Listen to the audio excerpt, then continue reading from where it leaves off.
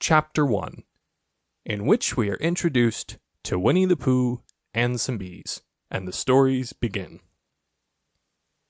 Here is Edward Bear coming downstairs now. Bump, bump, bump, on the back of his head, behind Christopher Robin. It is, as far as he knows, the only way of coming downstairs. But sometimes he feels that there really is another way, if only he could stop bumping for a moment and think of it. And then he feels that perhaps there isn't. Anyhow, here he is at the bottom, and ready to be introduced to you. Winnie-the-Pooh. When I first heard his name, I said, just as you were going to say, but I thought he was a boy. So did I, said Christopher Robin. Then you can't call him Winnie? I don't. But you said, he's Winnie-the-Pooh. Don't you know what there means? Ah, yes, now I do, I said quickly, and I hope you do too, because it is all the explanation you are going to get. Sometimes Winnie-the-Pooh likes a game of some sort, when he comes downstairs, and sometimes he likes to sit quietly in front of the fire and listen to a story. This evening, what about a story? Said Christopher Robin. What about a story? I said. Could you very sweetly tell Winnie-the-Pooh one? I suppose I could, I said.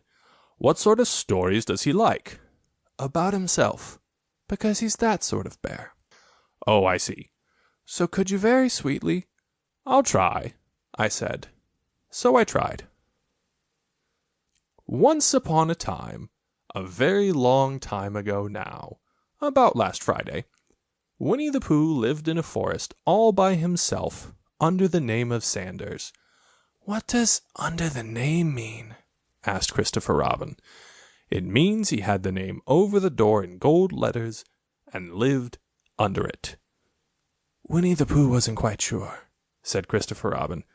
Now I am, said a growly voice. Then I will go on, said I.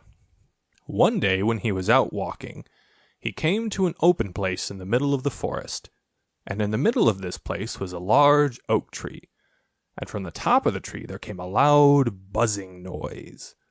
Winnie-the-Pooh sat down at the foot of the tree, put his head between his paws, and began to think. First of all, he said to himself, that buzzing noise means something. You don't get a buzzing noise like that, just buzzing and buzzing, without its meaning something. If there's a buzzing noise, somebody's making a buzzing noise, and the only reason for making a buzzing noise that I know of is because you're a bee. Then he thought another long time and said, and the only reason for being a bee that I know of is making honey. And then he got up and said, and the only reason for making honey is so as I can eat it. So he began to climb the tree. He climbed, and he climbed, and he climbed. And as he climbed, he sang a little song to himself. It went like this. Isn't it funny how a bear likes honey? Buzz, buzz, buzz. I wonder why he does. Then he climbed a little further, and a little further, and then just a little further. By that time he had thought of another song. It's a very funny thought that, if bears were bees, they'd build their nests at the bottom of trees, and that being so, if the bees were bears, we shouldn't have to climb up all these stairs. He was getting rather tired by this time, so that is why he sang a complaining song. He was nearly there now, and if he just stood on that branch, crack! Oh, help, said Pooh as he dropped 10 feet on the branch below him. If only I hadn't, he said as he bounced 20 feet onto the next branch. You see, what I meant to do, he explained as he turned head over heels and crashed onto another branch 30 feet below. What I meant to do, of course it was rather, he admitted as he slithered very quickly through the next 6 branches. It all comes, I suppose, he decided as he said goodbye to the last branch, spun round 3 times, and flew gracefully into a gorse bush. It all comes of liking honey so much. Oh, help! He crawled out of the gorse bush, brushed the prickles from his nose, and began to think again. And the first person he thought of was Christopher Robin. Was that me? said Christopher Robin in an awed voice, hardly daring to believe it. That was you.